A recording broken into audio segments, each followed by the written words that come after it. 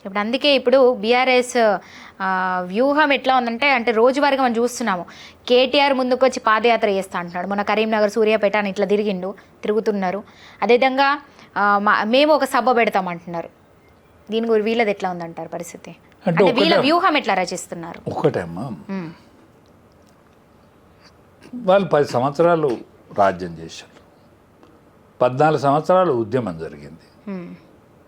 ఈ కేటీఆర్ పాదయాత్ర చేస్తారంటాడు చూడు, ఈ కేటీఆర్కున్న ఉద్యమానికి ఏం సంబంధం లేదు. అది లేదు. అవును, కేటీఆర్కున్న ఉద్యమానికి ఏం సంబంధం లేదు. కేటీఆర్ అప్పుడు ఎక్కడున్నాడంటే అమెరికాలో ఉన్నాడు, నౌకరు చేస్తాడు. అవును, అమెరికాలో నౌకరు అంటే ఈయనను ఏరి కోరి స్కాలర్షిప్ ఇచ్చి ఈయనే తెలియకలోడు కాబట్టి మా దగ్గరికి వచ్చి నౌకరు చేయాలని పిలువలే అమెరికా. నా బిడ్డ కూడా అమెరికాలో ఉంటుంది, green card holder, government job చేస్తుంది. ఈయన ఏరుకోరేం పిలువలే, బతుకు తెరువు కోసం మేనోలే ఈయన కానీ నీ చెల్లె కానీ. ఈడ బతుకు ఎక్కువైందని వీడికి వచ్చింది. టీఆర్ఎస్ పార్టీ పెంపైతుంది, రేపు రాబోయే రోజులు మాకు వచ్చేటట్టున్నాయి, అవకాశం మెరుగైతుంది అని వీళ్ళు వచ్చింది ఇక్కడికి. వీళ్ళకును ఉద్యమానికి, కేసీఆర్కును, కవితకును, కేటీఆర్కు ఉద్యమానికి ఏం సంబంధం లేదు. హరీష్ రావు గారు మాధవన్ కష్టపడ్డాడు, నేను టీఆర్ఎస్లో ఉంటిని, నేను టీఆర్ఎస్లో 20 ఏళ్ళు కష్టపడ్డా. అదే కేసీఆర్తో పాటు జైలుకు పోయినా నేను, ఖమ్మం జైలుకు. వీళ్ళకున్న ఉద్యమానికి ఏం సంబంధం లేదు. వీళ్ళు ఉద్యమంలో చొచ్చిండ్రు. వీళ్ళు చొచ్చుడే కాక అనేక మందిని ఉద్యమ వ్యతిరేకులను తీసుకొచ్చిండ్రు పార్టీలో. ఉద్యమ వ్యతిరేకులు అంటే టీఆర్ఎస్లను దెబ్బలు కొట్టిన వాళ్ళని తీసుకొచ్చింది పార్టీలో.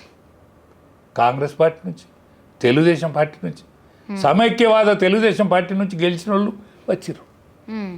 ఉద్యమకారులందరూ బాధపడుకుంటూ వెళ్ళిపోయారు. వీళ్ళు ఏం మొఖం పెట్టుకొని తిరిగి ఇంకా ఏమవుతారని తిరుగుతారు. పాదయాత్ర చేస్తే ఏమవుతుంది? 25 సంవత్సరాల ఏంటిది సభ పెడితే ఏమవుతుంది? ఆ సభకు ఎవడొస్తాడు? ఇప్పుడు ఆవిర్భావ సభ అంటున్నారు, తిరుగుతున్నారు, చేస్తున్నారు, ముందుకు వస్తున్నారు. మరి అంటే ఇట్లా ఇప్పుడు ఇదంతా చేయడం వల్ల ప్రజలు మళ్ళీ ఏమైనా నమ్ముతున్నారంటారా బీఆర్ఎస్ని? 18 ఏళ్ళ నుంచి 30 ఏళ్ళు ఉన్నోడు టీఆర్ఎస్ పార్టీలో లేడు, ఉద్యమంలో పనిచేయలేవాడు. 18 ఏళ్ళ నుంచి 30 ఏళ్ళు ఉన్నోడు ఉద్యమంలో పనిచేయలే.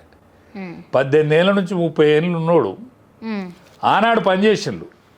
ఏనాడు? ఉద్యమ కాలంలో తెలంగాణకు పనిచేసిండు. ఇవాళ 18 ఏళ్ళ నుంచి 30 ఏళ్ళు ఉన్నోడు బీజేపీలో ఉన్నాడు. వాడు 18 ఏళ్ళ నుంచి 30 ఏళ్ళు ఉన్నాడు, వాడు బీజేపీలో ఉన్నాడు. అంటే దేశ రాజకీయాలను పరిశీలించి ఎస్ ఈ పార్టీ అయితే రేపు మనకు మన యొక్క ఆశయాన్ని నెరవేరుతుందని 18 ఏళ్ళు ఉన్నాడు, 30 ఏళ్ళు ఉన్నాడు. మిగతా వాళ్ళు ఆనాడు ఉద్యమ కాలంలో పనిచేసినాడు 18 ఏళ్ళోడు 45 ఏళ్ళు అయ్యిండు, 30 ఏళ్ళోడు 55 ఏళ్ళు అయ్యిండు, 60 ఏళ్ళకి వచ్చాడు. పాలతో ఊదు కాలేదు లేదు, పప్పు ఉడకలేదు. ఇప్పుడు నేనున్నమ్మా, నేను ఉద్యమంలో పనిచేస్తున్నా 20 ఏళ్ళు.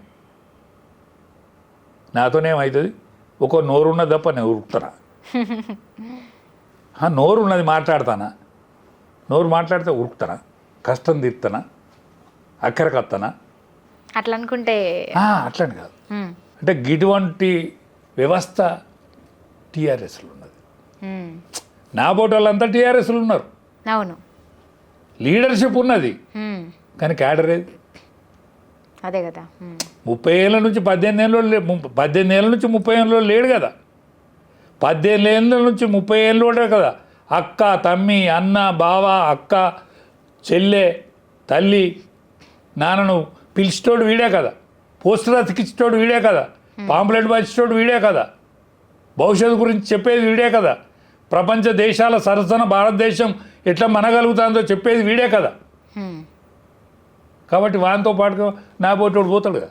నా పోటోడు అంటే నేను పోను కావచ్చు, వెళ్తారు కదా. నా బోటోళ్ళు అందరూ అరే పిల్లలు ఆలోచిస్తారు మనం ఏందని అనుకుంటారు కదా. అంతే.